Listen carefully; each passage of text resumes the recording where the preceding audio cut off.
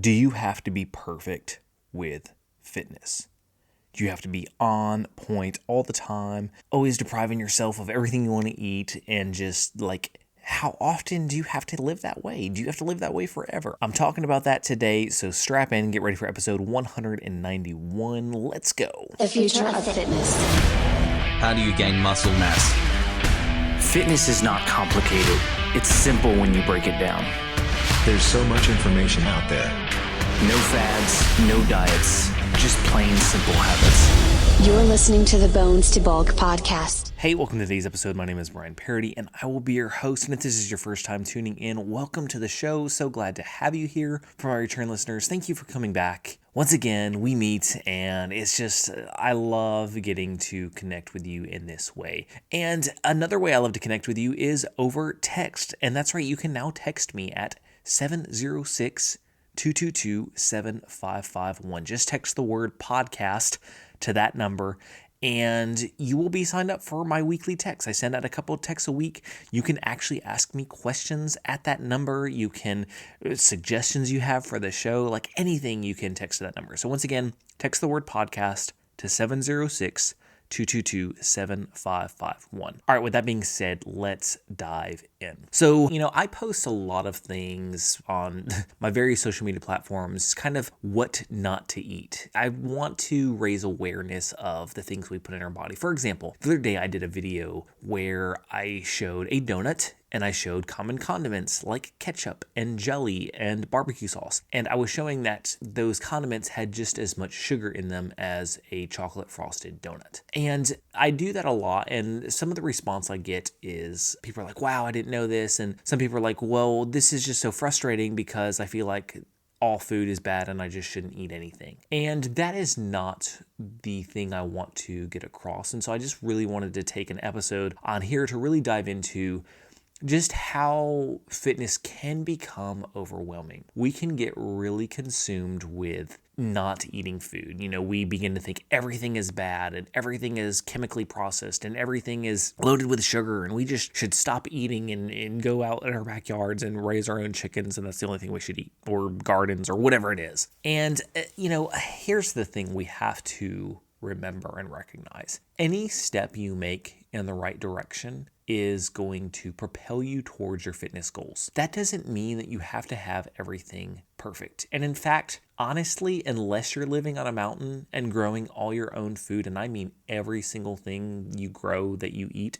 you're not going to be able to realistically eat 100% perfect, because of the day and age in which we live. And while sure, that may not be ideal, it's just the way of life. And I don't think we need to be afraid of it, because I think fear can come in and we get so afraid of eating, non-organic vegetables and not pasture-raised, farm-raised meats and all this stuff. And it can become so consuming that we live in this state of fear of the food we eat. And I went through this for a while. And honestly, this was before my days of lifting.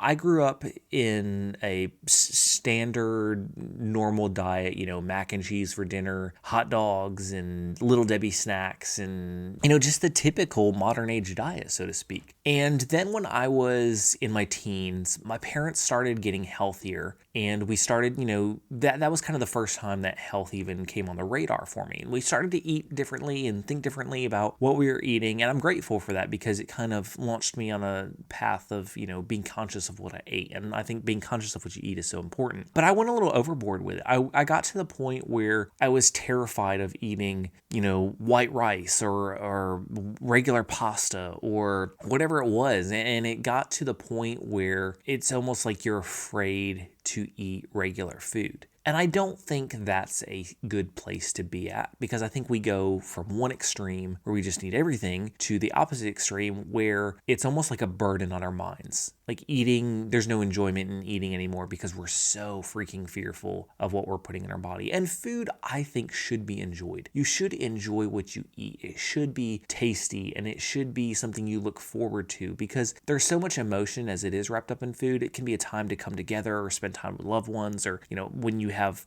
celebrations or get-togethers. Like, food is a very central point to that. And I don't think that we should just disregard that because we're eating healthy. I think we can make better decisions for sure. So I say all this to kind of bring it back around to how much is too much and what things should we be worried about. I'm going to give you a couple for examples. You've probably heard about, don't eat white rice. Brown rice. You only can eat brown rice. I'll be honest. I think brown rice is freaking disgusting. I mean, I've never met anybody who said, man, I love the taste of brown rice. I mean, just dry brown rice is pretty dang gross. And for the longest time I ate it. And, because that's what you eat if you're trying to gain muscle.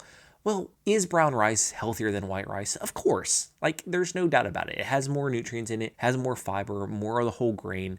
Yes, it is. However, is it a life or death thing if I have white rice and some veggies and chicken, or brown rice and some veggies and chicken? Not really. In fact, there's really, with the exception of getting a few less nutrients and vitamins, which I'm getting in all the other food I eat, I'm pretty sure I'm going to be okay. And I say this to be like, don't go so extreme to where you just absolutely hate what you eat because you are convinced that it's the only way. There's never only one way. And if anybody tries to tell you there is only one way, like you have to eat this one food or you're not going to gain weight, or you have to take this one supplement or you're not going to gain muscle, like you need to be careful because they're probably trying to sell you something. There's never one thing. It's a combination of a whole lot of things. And with our food, for me, I try to eat healthy for the most part. Do I always eat healthy? Absolutely not. I typically have a cheat night once a week, and then I typically have, all honesty, well, let me start with Monday. Monday through Friday evening, I eat pretty much 100% on point. Like, I don't have anything I shouldn't. I am dialed in 100% of my diet. Friday night is cheat night. I usually have pizza, I usually have some whiskey, and sometimes a dessert, sometimes not, just depending on how I feel. Saturday is pretty healthy for the most part. I'm kind of back in, dialed in on my diet, with the exception of I might have a snack Saturday night that I don't normally have. Then Sunday is also, eating-wise, I'm on point. I do have usually a glass or two of whiskey in the afternoon on Sunday. So Friday through Sunday, I do have some room for error. Now, I'm not going crazy from Friday dinner to Sunday night. It's not like it's just a free-for-all. I eat pretty healthy, even though I'm having some other things mixed in there that aren't the healthiest. And that's kind of what I want to bring in. Like, I don't believe in having entire days where you cheat, because having an entire day leaves a lot of room for error, and then it's also, you're more likely to continue that the next day. So that's why I never try to do a whole day. I'll do the one meal on Friday, I'll do a little bit on Saturday, and a little bit on Sunday. And it's okay to do that. Like, don't feel so restricted, so in this box that you can't enjoy some things in life. And don't feel that your food you have to eat, like, for example, I gave the brown rice. Don't feel like if you hate brown rice that you have to eat brown rice. Have something else you enjoy. Have some red potato. Another thing, sweet potatoes. Sweet potatoes, sweet potatoes, sweet potatoes. You got to eat sweet potatoes, right? I don't like sweet potatoes. I do red potatoes. I love red potatoes. Are they a little bit less healthy than sweet potatoes? Yeah, but that doesn't mean they're bad. And I think we just get so in the habit of, this is the one food you need to eat, and these are evil. It's not true. A red potato is still a good choice to make. So that's what I'm saying. Like, don't get so caught in the weeds that you forget to enjoy life and enjoy your food a little bit. Make good decisions for the most part, and it's okay if your food isn't what you've heard it has to be. Have your lean meat, have your veggie that you enjoy, have your complex carb that you enjoy. There's a lot of great veggies out there, there's a lot of great carbs out there, there's a lot of great lean meats out there. So you have variety within those. Don't feel like you have to only do one. So I hope this helps. If you're struggling, if you're just overwhelmed by it all, don't get overwhelmed. Like, start making small changes. This isn't something that you have to nail down in a day. It's going to take you a long time to get your diet on point. I still try to improve and work on my diet. Like, it's never something that's over. It evolves and it becomes easier, and you more fine tweak it as time goes on, but it's something that's always there. It's kind of like, I don't know if you have kids or not, or if you're in a relationship, but it's kind of the same thing. You're always learning something new with that. Like, as a parent, there's always more that surprises me, or I have to, my kids grow up and learn new things, and then I kind of have to adjust. Okay, how am I going to parent on this? So it's kind of an ever-evolving thing. It never really ends. And that's okay.